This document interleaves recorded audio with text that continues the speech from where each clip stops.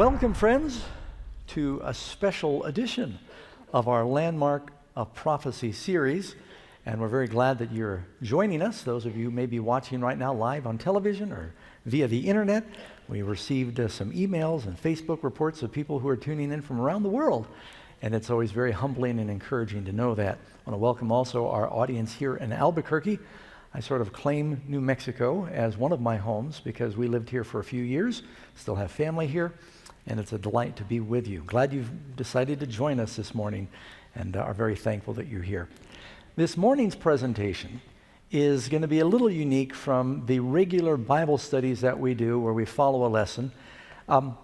What I sometimes do during one of these series of meetings is I just take a section of time and I share with you my personal experience of how I came to the conclusions of the things that I'm sharing with you, and knowing the background sometimes helps. I'm sometimes reluctant to share these things the first night or two because I might lose all credibility once you hear what the story is. But, there's always a risk when you take time like this and you spend the next 48, 50 minutes talking about yourself. That's very easy to lose focus on the real meaning of these meetings is to talk about God. And there's always the risk that when you tell a story, kind of like a fisherman that keeps saying, yeah, I caught a fish and it was this big. And it just keeps growing every time you tell it. It's like the little girl that wanted to make a big impression when she gave her book report in front of her class on Abraham Lincoln. And she was a young girl. She stood before the class and she said, Abraham Lincoln was born at an early age in a log cabin that he built with his own hands. So sometimes stories can become bigger than life, and I want to keep perspective, but tell you how the Lord led. I'd like to begin with a verse from the Bible, and this one is from the first book of Peter, 1 Peter chapter 2, verse 9. But you are a chosen generation, a royal priesthood, a holy nation, his own special people, that you might proclaim the praises of him who called you out of darkness into his marvelous light. And that would be my goal, to talk about the one who called us out of darkness into his marvelous light. And I really did live a life of darkness before I learned the truth from the Bible. Now, what I'm sharing with you isn't a book, and I'm just always shocked that the Lord blessed them and how well the book did. Years ago, I used to just share this story at various camp meetings, and a dear sister, Marilyn Tooker, a school teacher, she said, Doug, you need to write that up. I said, I'm not much of a writer. And she kept after me, and she said, tell you what, you put it on tape, and I'll write it. And so we did that, and I edited things along the way, and she wrote this book, and it amazed us. The Lord has blessed. The book is still in bookstores today. It's in 10 different languages. And the only reason I share that with you is because that is a miracle of itself, because she had never written a book. I had never written a book. And God has used it to bring so many people to the Lord. We just praise him for that. It's called The Richest Caveman. And the theme of what I'd like to share with you this morning is very simple. The world is looking for happiness, but most of the world is looking in the wrong places for happiness. People think that happiness comes from fame and fortune, from having enough friends or popularity, or from just materialism or physical satisfaction, and those things don't bring real lasting happiness. Now, I came from a very unusual set of parents, and I'll take a moment and share about that. You ever heard, that's my mom and dad, you ever heard the expression that opposites attract? It's strange that the irony of that, and somehow how people who are so opposite end up getting married. I don't know that it was ever more true than with my mother and my father.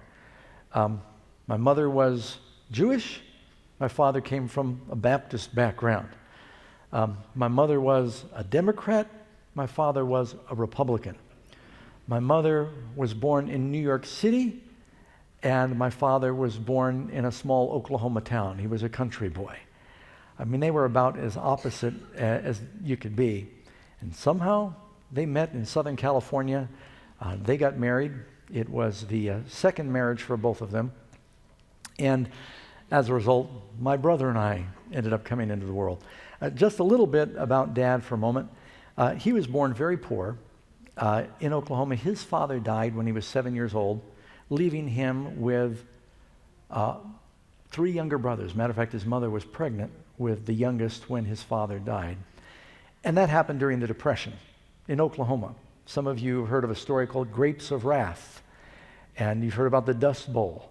I mean, he just lived through that whole thing of coming to California looking for work because there was such poverty during those times. So he made up his mind when he was a young boy, he was working from 7 years old, that he did never wanted to be poor again. And he was a very driven man. He somehow got himself through high school and got some lower college experience, did flight training, was very intrigued with flying, knew Amelia Earhart and Charles Lindbergh and some of those people. There was a lot of aviation happening in California back in those days, and Dad became a flight instructor. And then the war broke out, and he entered World War II, and in what we call now the Air Force. It was the Air Corps back then. He was there at D-Day in Europe. This is a picture of Dad in England during World War II. After the war, he realized that there was a great future in aviation. And so he began to buy the World War II surplus planes. The U.S., after the war, they had all these planes they didn't know what to do with. They began to sell them. Hawaii, they had all these planes. And I remember Dad telling me the story of how he flew to Hawaii, bought a DC-3, and by himself he flew from Hawaii back. Now, I don't know if you know how long that is in a DC-3, but it was like 24 hours of flying. And he said, you'd have to fill the plane with fuel. You have to fill the cabin with fuel, and you have to go back. He would tie off. They didn't have autopilot back then. He'd tie it off with a belt. They had no GPS navigation. They used a compass. If you miss where you're heading, you don't know where you're going to land. But he'd fly these planes. He said it was the longest day of his life from Hawaii back, and he began a business of buying and selling and leasing aircraft until it was the largest aircraft leasing business in the world, called International Air Leasing. And he made a lot of money. There's a lot I could tell you about Dad, but he was very successful. Even in the websites, they call him an aviation tycoon, is where I first heard that word. He knew people like Howard Hughes, Kurt Kerkorian, and a number of the famous businessmen and aviators, and worked mostly out of Southern California, out of the airport in Burbank, where my brother and I were eventually born. Here you see some magazine. George Batchelor, most influential person of the year. Of course, that's Southern Florida. George Batchelor is Miami's Mr. Aviation. He eventually moved his business from Southern California to Southern Florida, where he spent the last 30 years of his life. And was also very active. He liked racing cars. He'd water ski, flew planes, had a lot of money, and millions of dollars. Here's a picture, believe it or not, that's me in younger days with one of my stepmothers. Dad had sports cars, Learjets. When he wanted to buy the best Learjet, he wasn't sure which one to get, so he bought 3, tried them out, and then sold the other 2, I think at a profit. And he was just a very successful businessman, a very driven man, but he wasn't a very happy man. Married 5 times. And his first wife and baby died in a plane crash in Southern California. He was supposed to be on the plane. He says if he was on the plane, it wouldn't have happened. And so he struggled with that guilt. And then my brother and I came along. My brother was born with cystic fibrosis, and Dad and Mom decided they probably shouldn't have any more children after that. And but here's when he was 71 years old. This is a clip from a paper in Miami. It's actually the Miami Herald. At 71, aviation pioneer George Batchelor isn't ready to descend. He runs one of Miami's most successful businesses, pilots jets, races cars, water skis, and is soon to take a bride aged 29. Just to give you an idea, and this was actually wife number 4. This is a picture of him with wife number 3. I know I'm doing this out of order right now. That was Betty. He was married to her for 30 years, and she was Miss Kentucky, a nice lady. She was my stepmom, and I gave that poor lady a hard time. But Dad was hard to be married to. He was a very driven man, and just everything was work. I mean, he worked just regular 16-hour days, but then he would pretty much drink himself to sleep. Starting at lunch, he would have his first cocktails. By the time he came home, he was almost always drunk. We were just always worried, was he in a good mood or a bad mood? And we'd run and hide if Dad came home drunk in a bad mood. So it wasn't always a very happy home. Here's a picture of my brother. This is one of the few pictures I have. This was wife number 4. This is the, I think when he first started dating her, she was 28 or 29, I'm not sure. That's my brother Falcon. Now my dad named my brother and I after airplanes because he was in the aviation business. I didn't do too badly, Douglas, DC, McDonnell Douglas. But my brother's name was Falcon. And it's tough being named Falcon Batchelor. And not only that, my brother we were same mother and father. He had red hair, brown eyes. I've got blue eyes. He had freckles. I don't. I have no hair. Otherwise, we were the same height and build, but Falcon really struggled because he had cystic fibrosis, which caused all kinds of health challenges for him. And and my dad, with all of his money, happiness doesn't come from the abundance of things. He had a lot of stress. At times, he employed thousands of people, and he was worried all the time, and what would happen to them. He really cared about the people that worked for him. He wondered, what will happen to them if I lose my work or if something happens to me? My wife, this is Karen, and she's a physical therapist, and she was trying to work some of the knots out of Dad's back. But with money, Dad knew a lot of people. He knew a number of presidents because he would make donations when they ran for office, and you get to at least shake their hand and take a picture or make a phone call when you need a favor. And this is my dad with Pope John Paul II. So happens wife number 4, who incidentally passed away a couple of months ago. Wife number 4 was Italian, and she worked something out, and I guess the Pope was having their Jubilee in 2000. Dad said he would pay for the aircraft or something, and so visiting the Pope, I think it only cost him $2 million, and you can get a picture with the Pope too. So I'm just telling you how things really work. And my father was so in awe, he told me, he kissed his ring. I said, Dad, I wasn't like him. I just so in awe when I met him, and he's there in the Vatican with all the pomp and ceremony. And you should have been there, speaking of pomp and ceremony, when my dad got married, the wife number 4, Mary Ann was her name, and my family was invited, and it was really strange, because, now follow me. My wife, even though she looks much younger, my wife is only 6 years younger than me. I'm high mileage, so I look a little older. My father's wife was younger than my wife. But it gets better. Listen to this. My father, when he married Mary Ann, had a brother-in-law that was 11 years old. And my father was 71 or 2 at the time of the wedding. Can you imagine that? Yeah, this is my brother-in-law. But wait, there's more. Get your credit card out now, and we'll double your offer. My father's mother-in-law was younger than me. Now, I know the ladies right now are thinking, how does that work? It's true. It was really strange. We went to the wedding.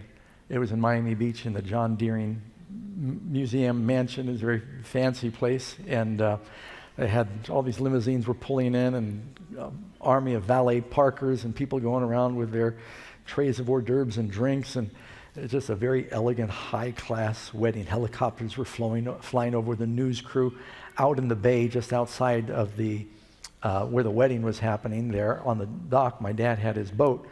He had a yacht. It was called the Batchelor Party, and the inside of the boat was also very pretty. I think I might have a picture of that somewhere else later. But someone made the mistake. They told our 13-year-old son at the time, his name was Daniel, they said, now Daniel, when you get out there to Florida and you go to this wedding, you make sure and climb up in Mary Ann's lap and say, Grandma, tell us about the good old days. So I said, don't tell him that. He didn't do that, but I think he did call her grandma. It didn't go over very well. But Jesus said, one's life does not consist in the abundance of things that he possesses. Money does not make a very good foundation for happiness. My dad had, and about the time he died, he had a mansion right on the water there in Miami Beach. It sold for millions. Rolls Royce. Stepmother had Ferraris. I mean, he had all the toys, airplanes, race cars, and he would drink himself to sleep every night. And so when I meet people that think, oh, if I could just make more money, I'd be happy, I thought, oh, you really think so? It doesn't work that way. Jesus said, do not lay up for yourself treasures on earth where thieves break through and steal and moth and rust does corrupt, because these things just don't last. They don't bring happiness. And you can't take it with you. You have never seen a hearse pulling a U-Haul, have you? It's like Job said, naked I came into the world and naked I go. And I remember standing by my father's grave in Oklahoma. He was buried by his parents, and that's all you get. If you don't have Jesus, you can't take it with you. So now I'm going to switch over to talk about Mom for a minute. Very different. Mom was Jewish. Her maiden name was Tarshish. And she was born in New York City. She went to California with her family when she was young. They were looking for a better life, and Mom really was intrigued with wanting to be famous. She was very, in my opinion, she was very good looking. Obviously, I didn't take after my mother. But she was very talented. She could sing. She taught herself to play the guitar, to play the piano. She just had a lot of natural ability. Loved to be up front. She got it from my grandfather. Do any of you remember the Gong Show? My grandfather was on the Gong Show and he won. So I have a very unusual family. Did I mention that?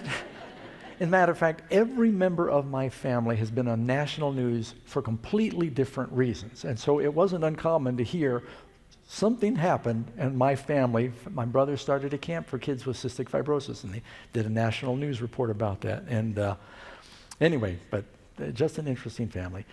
She started out as a songwriter, and when she was still in her teens, she was writing songs for Elvis Presley. She wrote 3 songs for Elvis, and through Mom, I actually met him twice. Well, once it was at a concert, but once at a news conference. And Frank Sinatra, you know, as I share my testimony, I realize the younger crowd doesn't even know who I'm talking about anymore. Frankie Avalon. Anyone remember Andy Williams? He passed away a couple of years ago, and one of the news pictures they showed of Andy Williams, he was on the stage singing a song that Mom wrote, and he allowed Mom to dance, and I captured that picture off the internet. And it was a song called Pardon Me, Haven't We Met? And so she was involved in Hollywood. A lot of it was songwriting. But then beyond that, Mom, she really became famous. She was an actress. Any of you ever see the 10 Commandments? Whenever we watched it with our kids, we'd say, there's Mom. She had a little part as a slave, and she goes by. You can't see her, but... So she had small parts in some big movies with Charlton Heston and Yul Brynner, because she actually did 2 movies with them. But most of it was as a film critic. She wrote plays that were on off-Broadway plays, actually. And she became very successful. She actually was the president of the Los Angeles Film Critics. That's a very powerful position. Because when you're in that position and you give a good rating to a movie, some of you have heard of Good Morning America. Mom was the film critic on Good Morning America that gave the report. She replaced Rona Barrett. And had a syndicated program called Ruth Batchelor's Hollywood years ago. So now I'm going back several years ago. But during that era, it was a very powerful position. If a critic said a movie was bad, they lost a lot of money. If it was good, they could make a lot of money. And so she knew a lot of powerful people and movie stars in Hollywood. Now, when I tell this story, in the past, people have said, come on, Doug, you're making these things up. And so I said, well, let me get some pictures. So here's some pictures of Mom with some of the different celebrities. This is Mom and Dustin Hoffman. I have a lot of pictures, but I'm just taking some that you may still recognize. These are younger versions of Mom with Sylvester Stallone, Muhammad Ali. Anyone remember George Burns? Paul McCartney. Here's Mom with Warren Beatty, Jimmy Stewart, Bob Hope, Natalie Wood. Some people thought they even looked a little alike. Here she is with Sally Fields, who's still acting today, Clint Eastwood, still producing, Paul Newman, Roger Moore, one of the James Bonds. So she knew these people. And when we were growing up, my brother and I, we didn't realize, how famous some of these folks were, but famous composers and singers and actors were coming to and fro in our home, both in L.A., she lived in Beverly Hills, and in New York City. And but one thing I noticed is they weren't very happy. We had some friends, they were child actors that committed suicide. Healthy, talented, smart, good-looking, and they were so empty. They were in national programs, and they killed themselves. I have one friend, he locked himself in the garage, turned on the car, and just asphyxiated himself because he was so unhappy. A lot of people in Hollywood, they have drug problems. Do I need to tell you their marriages don't last as long as the average person? And so people think, if I could just have money, if I could just have fame. My brother and I saw growing up, these people weren't very happy. And so I was wondering, where does happiness come from? Years later, when Mom passed away, she was actually my age. She was 57, died of cancer. A young lady, Karen and I were in Russia. We had to make an emergency trip home. Nobody called. None of the people in Hollywood she called. It was just my wife and I, my grandparents that were there. And she basically died alone with very little fanfare, a little obituary. It said Ruth Batchelor passed away. So it's all an illusion. It doesn't really mean anything. Movies and television, it just creates an illusion because you multiply an image. But they're just normal people, and they struggle. Now, I grew up mostly in New York City. I'm born in Southern California, in Burbank. I grew up, Mom moved to New York City after she divorced Dad. People were amazed the marriage lasted 6 years. I was 3 years old when they divorced. Bounced around between my grandparents, my father, and my mother. They didn't know what to do with us because Dad was so driven, Mom was so driven that they'd send us to summer camp. Ever since we were very young, any type of boarding camp or something to get us out of the home, they sent us away because they were so busy with their careers that we just kind of felt like we were in the way. And that's actually my brother and I in a couple of summer camps we went to. The gentleman in the picture is one of Mom's boyfriends. She actually went with that fella. He was the president of Mainstream Records. Robert Shadd went with him for about 20 years. Never did marry him. First military school I went to, I was 5 years old. In Southern California, called Black Fox, spelled F-O-X-E, Military Academy. Some of you have maybe heard of Gene Wilder, Larry Hagman. They both went to Black Fox. The second military school I went to was New York Military Academy, and that's what this is a picture of, sometimes known as NEMA. And Donald Trump graduated there. Matter of fact, he graduated just about the time I was going. He's a little older than I am. And it was the strictest school in North America. They had a rule for everything. But believe it or not, I was actually happier at that school than I was at some of the other schools. I'm here with one of my friends. The fellow standing next to me in that little picture, I hadn't seen him. I'll just tell you his name is Bobby. I won't tell you any more than that. I hadn't seen him in 40 years. He saw one of our television programs and he called the office, said, "Tell Dougie to give me a call. Tell him it's Bobby." And sure enough, I called. We got together in Florida, and boy, he lived a very interesting life. He was with Ronald Reagan when he was shot. He went to military school and just ended up having a very interesting career. But I went to 14 different schools between living in Miami, California, went to school in Maine, New York City. Part of the reason is because Mom and Dad were changing custody. Part of the reason is because I was getting in trouble and they kept changing me from school to school. And I went to public school, public schools, Catholic schools, Jewish schools, military schools.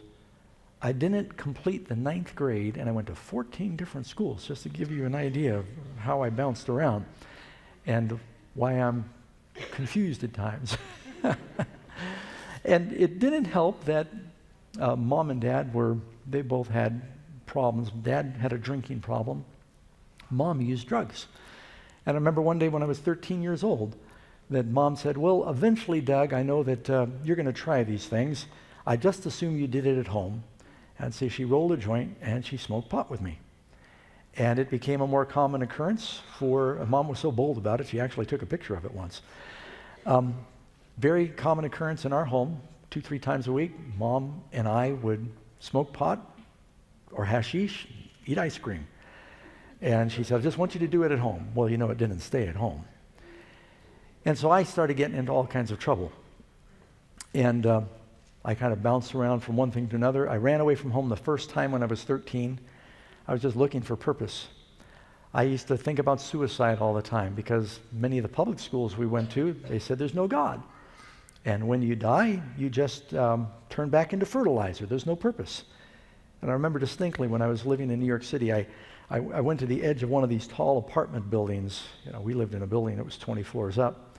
And get out on the roof. And I stood and I looked and I thought, all I have to do is jump and I won't be unhappy anymore. Do I need to tell you that I wasn't a very happy child? I just felt like my parents were busy with their careers and I just didn't have any peace or happiness.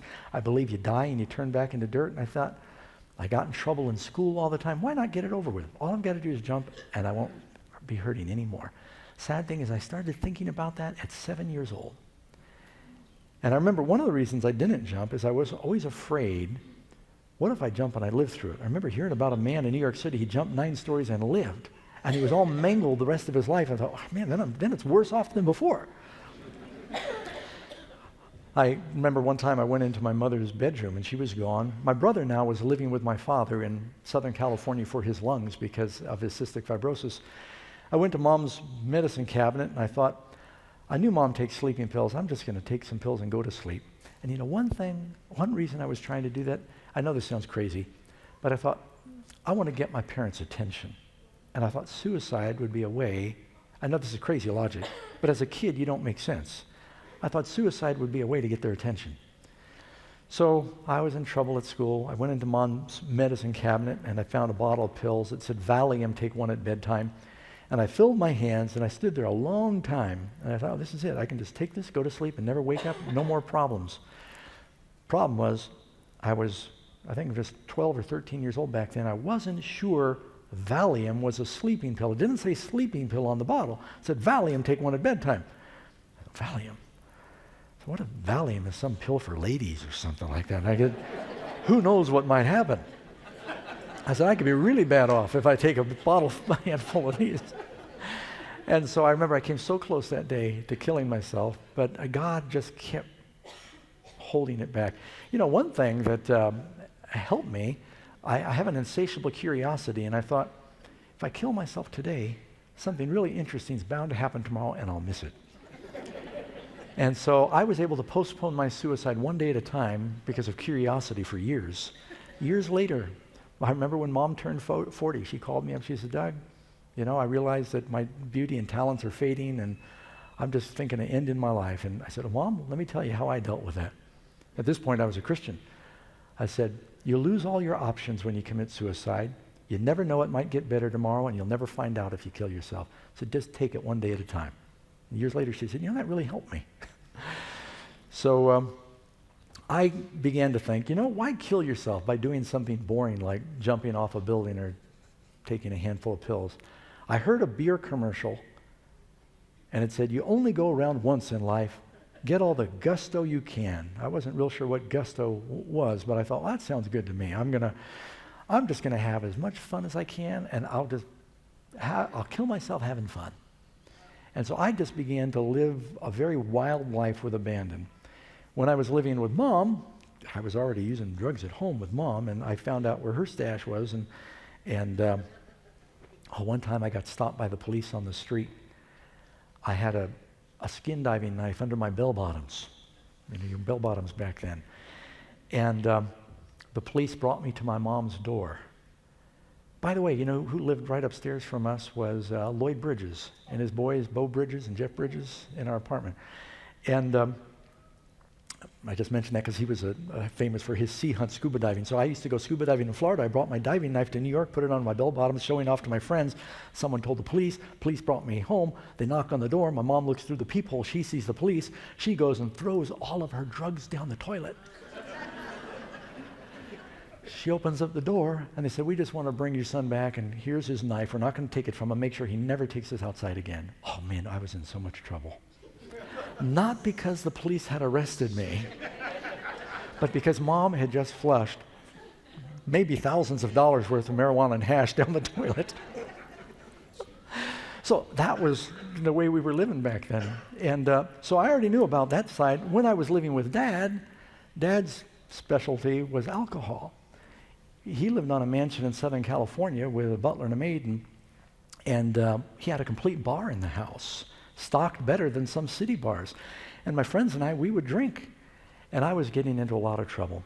I started getting involved in stealing and fighting and drugs. I started smoking cigarettes, and I was in and out of jail, ran away from home several times. My mother told my father, Doug needs to express himself because he's the military school, too much restrictions, too many rules. He's rebelling now. I found a school, my mother said, where there are no rules, where he can find himself. I don't know how in the world she convinced my father to do that. So they then sent me to a school in Maine that was called Pine Hinge. This was a school for the children of hippies or whatever there were no rules in this school. You didn't have to go to class if you didn't want to. You didn't have to wake up if you didn't want to. They had co-ed dorms. I actually found some pictures of these. I knew all these kids. They had co-ed dorms for all ages. They said, kids will learn what they want to learn. Just put them in that environment. So I went from a military school, the strictest school in North America, to the school that was the most liberal in North America, run by a bunch of hippies. And it's true, you do learn what you want to learn. We learned how to make beer with malt syrup, yeast, and I won't give you the whole recipe. We learned how to make LSD, and we had no rules. Now, where do you think I was happier, military school or the free school? I was much happier at military school. Several kids tried to kill themselves. It was a problem all the time at this school called Pine Hinge. And so I was getting into lots of trouble. And you know what it was, is I wanted attention. I wanted my friends to like me. And everyone wants love, and I just felt like nobody even cared about me. And so I just tried so hard to get someone to like me, I'd do just about anything. When I was living with Dad, this is the island, just a Google picture of Sunset Island number 1. That's where Dad lived. He was in the north part of that picture. Had a house right there on the bay. We had 3 boats in the backyard. Had a yacht, ski boat, and I had a little sailboat. And the friends that I grew up with on the island, you've heard of Firestone Tires? I used to date Amy Firestone. Karen's prettier. You've heard of Hoover vacuum cleaners. Sandy Hoover was a kid that we used to play with on the island. And just so these were the kids, and a number of others I could name. We got bored in the summertime, and we would go break into the homes of the other millionaires. We'd just sit around. We'd say, what do you want to do? I don't want to do it. Let's go break into this home. And so we'd go, and we'd dare each other. Just, kids have nothing to do. And so we'd go break into home. Didn't matter what we stole. Just steal something to show you were in there. We stole a tennis racket. I mean, just anything. And then they started daring me. They said, I dare you to break in while the people are still walking around. You could see the lights on. Because we knew the doors were open because the island had a security guard, so people were very relaxed. And so we'd break in and we'd steal something. And I would do just about anything my friends did. It was really interesting in that particular story. The security guards started trying to figure out how these thieves were getting on the island, because there was a gate. There was only one bridge to get on the island. It was guarded with a security guard. And he stopped everybody that went on the island. And there's this rash of burglaries on the island. And we would sit there and we'd laugh as we saw these police boats patrolling the island, trying to figure out how the thieves were getting on the island. And it was the kids of the millionaires breaking into each other's homes. So what do you want to do? Let's break into your home. We broke into my home last week. It was really dumb. They would dare me to jump off the bridge into the water, and I would do it, just to try and get their attention. Well, things continued to progressively get worse. With the drugs, the stealing, I began to break into other homes and stealing cars and run-ins with the police. I took traffic school several times before I even had a license because of the problems I got in. But something interesting happened. I finally left home when I was 15, and I told Dad, my stepmother said, either he goes or I go, and I don't blame her. I was really a problem. Dad moved me into one of his hotels. He said, you got to live here. And that didn't work very long, and finally I said, look, Dad, I'm going to go. And he said, I don't know what else to do with you. I've tried everything. And I said, I'm just going to have to go figure it out by myself. And I left. And I took off hitchhiking, 15 years old. I went up to Boston. And I had been arrested several times, and Dad had to get me out of jail, so he just said, I don't know what to do. So I went to Boston. I had forged my driver's license. I was born in 1957. I changed my learner's permit to 52. I got a false ID that said I was older than I was. And so I got an apartment in Boston, and I started breaking into homes and stealing cars, using drugs. I had a part-time job as a security guard, believe it or not. I did. A place called Boston Intelligence. And so I'd guard places at night, and then I'd steal during the day, because it just looks like you're moving. And while I was living like this in Boston, getting into lots of trouble, I met a friend who was very religious, and he was a security guard. And he found out about what I was doing during the day. And I said, Jerry, you going to turn me in? He said, oh, no, Doug, I don't need to turn you in. He said, your karma's going to get you. So what do you mean? He said, everything you do comes back. I said, there's no God. I was pretty much an atheist, And my mom, Jewish background, but you can be Jewish and be an atheist. She was very passionate about her Jewish heritage, but she didn't practice the religion at all. And my father, even though he was raised Baptist, he was pretty much an agnostic. And so I said, there's no God. I stole that television. I got rid of it. Nothing happened to me. He said, you'll see. And not long after he told me that, I woke up in my apartment in Boston, and the door was open. And I got my scruples together, and I looked around. My TV was gone. And my radio. And I was mad. I called the police. I said, you got to track these guys down. There's thieves. So I pay taxes for you guys to do your job. And I was very indignant. And I started watching. I noticed that everything I did seemed to backfire. I'd steal something, and my friends were all thieves. They'd steal it from me. Or I would steal something, and I was often high or drunk, and I'd hide it, and I'd sober up and say, oh, where did I put that? Or I'd misplace the money. Or I'd steal something, and I remember once I just risked my life. I stole this stereo. I got back, I plugged it in. It was broken. It didn't even work. And I started thinking, there must be a God. Jesus said, do unto others as you would have them do unto you. And it seemed like everything he did, it was backfiring on me. What convinced me finally was a little thing. I went to someone's house. I didn't quit stealing immediately. I kind of tapered off. I went to someone's house and I stole a box of Krusty's instant pancake mix. And I know this sounds really dumb, but I did it because it was whole wheat pancake mix. Now, you got to just think about how dumb this is. I am drinking, I'm smoking, I'm using drugs, but I was a hippie, and I thought, I'd just use whole wheat pancake mix. They had this brand new box of Krusty's instant pancake mix, and this is back before they had the barcodes, and they had the little round stamp on top. They'd stamp the top with the price, little circle, $1.19. I stole it. That day, I went back to my house, and some friends had come by while I wasn't home. I had just bought a brand new jar of Tang instant breakfast drink. Anyone remember that?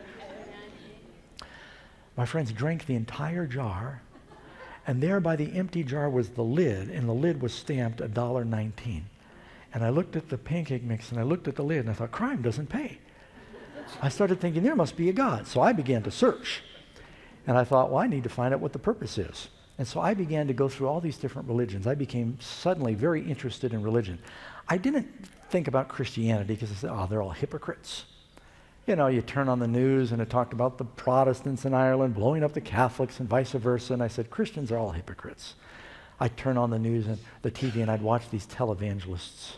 To me, they were the lowest forms of life. Doesn't God have a cruel sense of humor? No, I am one. Oh, these shysters, these hypocrites. You know, the big problem, a lot of people turn away from Christianity because they think Christianity means following Christians. A Christian is not a follower of Christians. A Christian is a follower of Christ. So I started getting into all these Eastern religions and got involved in transcendental meditation and Buddhism. That's back in the days of the Beatles, and everybody was meditating, and the Eastern religions were very intriguing in America.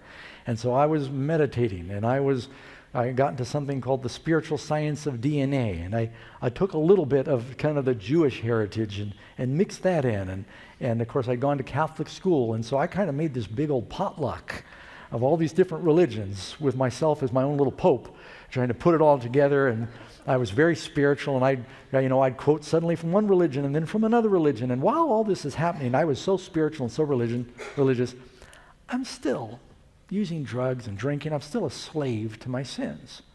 It hadn't made me any better. Well, about this time, my father flew to Boston, and he made a special trip, and he said, Doug, you need to go back to school. I was showing off. I said, look, Dad, here's my uniform, and I've got my own job, and showed him my own apartment, and let me buy you dinner. I had a wad of money from stealing and work. I had 2 jobs at one time. I was a hard worker. I had 2 legitimate jobs plus the stealing.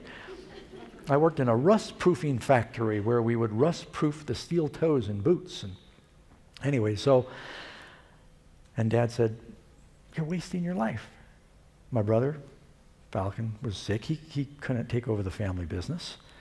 And I had a stepbrother from Dad's 3rd wife, Betty, and he was starting to do what he could. And Dad said, you're throwing your life away. You need an education. He said, Doug, I found a good school. You're going to love it. He says, you like adventure? This is a school that's on a boat. It was called the Flint School. There are 2 schools like this in the world back then. One they made a movie out of called White Squall. That was an all-boys school. This one was co-ed. They were schools, unique schools on boats, very expensive, that sail around the world, and they teach from the boat. And he said, you'll water ski, you'll scuba dive, there's girls, because I told him I'm not going back to military school. Because back then, at New York Military Academy, there were no girls, now there are. I said, I'm not going back to an all-boys school. And so he said, oh, you'll love it. And so he pled with me. I said, okay. Somehow he got me a passport, flew me to Milan, Italy, put me on this boat with the school. It was actually 2 sailboats that sailed together. It was called the Flint School. And after he left, I realized I'd sort of been tricked, because this was a very unique school for the children of politicians and millionaires to get them out of their environments. They had a lot of kids getting mixed up with Moonies and cults and drugs back then, and they got them out of the environment. It put them in a controlled environment, taught them, business principles, but they taught atheism. Now I'm very spiritual, and they're showing films of Darwin. They're telling us to read the books of Ayn Rand, Atlas Shrugged. I don't know if you know about that stuff. It's sort of like your God. And I just rebelled. I wouldn't participate. And, military school, you disobey. They'd hit you. They'd beat you with a belt. They could back then. They probably can't now. But this school, these are the kids of the, wealthy politicians and stuff, and so they wouldn't touch them. But while this was going on, I just was rebelling, and in my school, I'd gone through a religion called Shakti, the spiritual science of DNA. And so I was trying to be at one with my DNA molecules, and I was playing my recorder in my room, and the captain said, look, you have to eat on the floor if you're not going to participate. And so I'd say, fine, I'd eat on the floor. I disrupted the school, and they said, well, you're going to have to stay in your room. And I had my friends bringing me food, and this went on for 2 months. I just rebelled because I felt like I was tricked, because they take your passport away, and it's so controlled. You get arrested in Italy or Turkey, and you're in big trouble. And so I felt trapped. I had been an adult. I'd been living on my own in Boston like a hotshot. I'd been living like I had a false ID, and now I'm a kid again, back in school, and I just thought, what in the world have I done? So we had an interesting experience. We were sailing from northern Africa, Tunis, Africa, over to Port of Mahon, Spain. And on the way across, we encountered just a terrible storm. And water was coming in, mainsail ripped, the wind was howling, captain was seasick, water was cold, it was Christmas time. And what do you think atheists do when they think they're going to die? They start praying. And I was doing some praying. And you make promises. You all know what you're doing wrong when that happens. And so, of course, fear is the wrong reason to serve God. As soon as the storm was over, we forgot all about the prayers and the promises. And I managed to convince the captain, look, I'll cooperate for the next few weeks until Christmas break if you just let me go home for Christmas break. And they were so anxious to get rid of me, he called my dad and said, you got a deal. And told Mr. Batchelor, we think Doug's shown great progress. We're going to let him come home for Christmas. Because my dad had to pay the whole year up front. They didn't care. They just want to get rid of me. So I got on the airplane in Madrid, Spain, ordered beer and got a pack of cigarettes and told them, I said, you will never see me again. And they never did. I got back to the States, went on a ski vacation with Dad. When it was time to go back to school, I ran away for the last time. And I went out to a place, I went hitchhiking across the country. I've hitchhiked thousands of miles. And I went hitchhiking across the country to a place I found when I was 15 in the mountains above Palm Springs. There's a very tall 10,000-foot mountain called Mount San Jacinto. Halfway up this mountain, there's a cave. There's several caves up there. And I said, I'm going to find God in nature. Now, on my way out to Palm Springs, something interesting happened. I got stuck on the highway in Oklahoma. I was cold, hungry. All these trucks were going by, and I was a little hungover, and I was desperate. And I said, I ought to try praying. And after standing there for 8 hours freezing, because I had Florida clothing on, it was December in Oklahoma, it was freezing cold. I prayed and I said, Lord, I know I've been a terrible person. If you're there, will you please help me? And I need help with 4 things. I said, please help me to get a ride to where I'm going. I had like 1,500 miles to go. I said, please help me get some food. I was hungry. Help me get some money. Lost all my money drinking and playing pool the night before. And then I prayed for a ride with someone normal, because I was getting picked up by some very strange characters. As soon as I finished praying, the next vehicle going by stopped, picked me up, took me all the way to my destination in Palm Springs, and preached to me all the way out there, which I didn't ask for. They gave me $40 when they dropped me off. They bought my food all the way out. Everything I prayed for, God gave me. And I thought, what a coincidence. But I had to listen to him or jump out of the car. So I listened to him and I thought, Bible's fairy tale. Now I'm going to find God through nature. So I moved up into this cave way up in these desert mountains. This is a picture of Palm Springs back then, halfway up to where I lived, just to let you know. And this is the mountain. It was one of the tallest mountains in Southern California. It's 11,000 feet high. And I don't know how high Sandia Peak is here. 10,000, yeah, just to give you perspective. And Palm Springs is sea level, so it seems really high.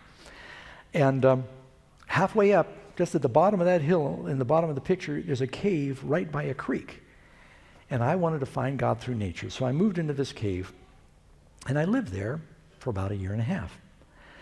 And I just didn't want to be around people. I was so tired of the people in New York City, and I didn't get along with people. I said, I'm just going to see if I can find God through nature. I took off all my clothes, which wasn't that uncommon back then, believe it or not. I wasn't the only one. And I would hike down to town once or twice a week and panhandle. I put my clothes on. I forgot once, which is another story I don't have time for. I'd take my food, go back home, or I would dig around in the dumpster behind the market. When my grandparents found out that I was digging in the dumpster for food, they told my father. How do you think my father felt? He worked so hard so that his kids would never suffer like he did when he was young. And they said, Dougie's getting food out of the garbage can, because I was too proud to ask for anything. And, God has paid a great price that we don't have to go to the garbage can of the world. He gave his son. But instead of going to Jesus for happiness, we think we're going to get it from the devil's dumpster. And it breaks his heart. God has paid so much and done so much so we can have real happiness, and yet we keep going back to the wrong place. Well, the miracle is when I moved into this cave, there was a Bible that someone had left in the cave up there in the hills. And I started reading the Bible. Someone asked me, was it a Gideon Bible? Did the Gideons put it up there? You know, they do all the hotel rooms and then they do the caves, I guess, they thought. And no, it was some King James Version. And I finally started reading the Bible so I could argue with Christians. And, I said, this can't be true. But as I kept reading, I realized it is true. And I thought, what have I got to lose? You know, I read in the encyclopedia, it says Jesus really lived. And I thought either Jesus was crazy, or he was a liar, or he's the Lord. I think C.S. Lewis said he's either lunatic, liar, or Lord. Those are your only choices when you come to Jesus. He really lived. We know what he taught.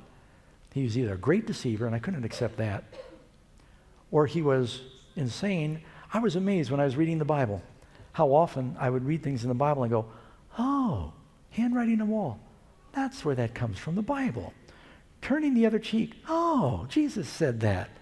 Don't throw the first stone. Oh, I had no idea. Jesus said, I'd heard these things all my life. I had no idea they came from the Bible.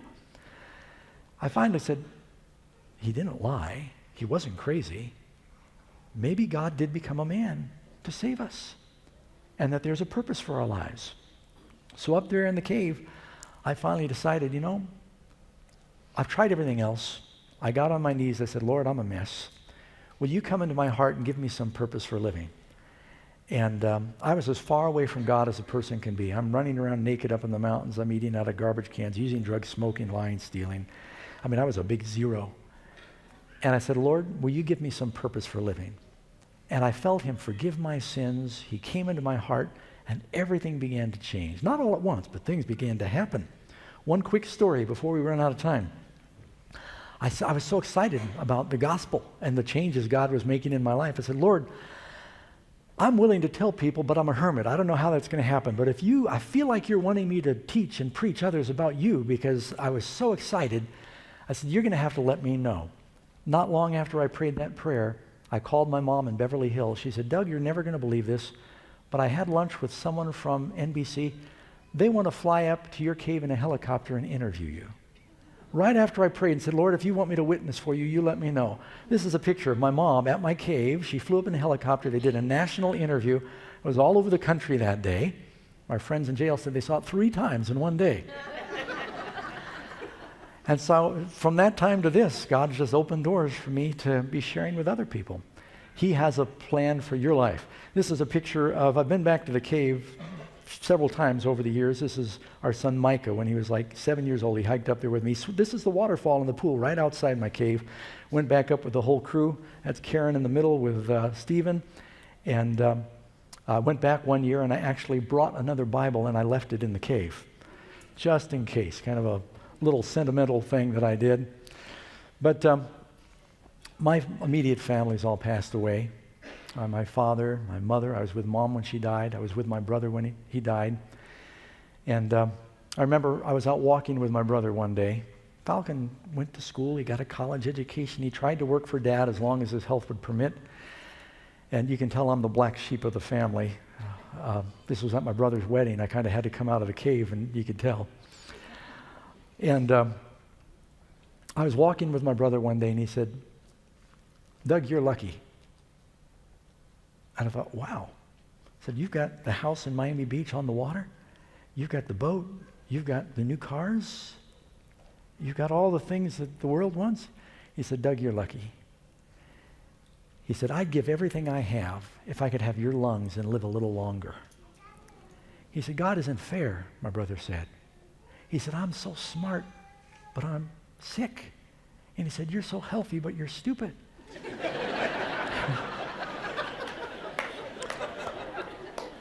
And, my brother, he basically said, I know I'm dying. I would give everything if I could live a little longer. I wouldn't care about any of the stuff, any of the fame, if I could just live a little longer. And I never forgot when he and I had that conversation.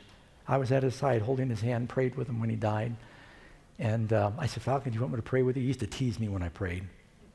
Oh, yeah, you're going to pray over the food. Go ahead. Rub-a-dub-dub, thanks for the grub. He used to tease us. But you know, when he was dying, I said, Falcon, do you want me to pray? He said, yes, please. And what profit is it if you gain the whole world? If you're famous, if you got fortune, if you don't have life, you don't have anything. My brother would give everything for a little more of this life, and yet sometimes we're reluctant to let go and let Jesus take our lives and have eternal life. He wants to give you that life, but you have to ask him. He has a plan for you. He wants to mobilize. And I'd like to pray with you before we close. John, maybe you could come sing for us. And Kelly, thank you. And invite you, if you've not done this before, those of you who are watching, if you've not made the decision yet to ask Jesus to take your life, then I'd like to pray with you right now that you'd make that decision. And we'll go off the air with John singing. Father in heaven, I pray that each person here will make this decision to surrender their lives to Jesus, come just as they are, and say, Lord, activate your plan for our lives. Give us the true peace and happiness that doesn't come from fame and fortune, but it comes from knowing you. We pray in Christ's name. Amen.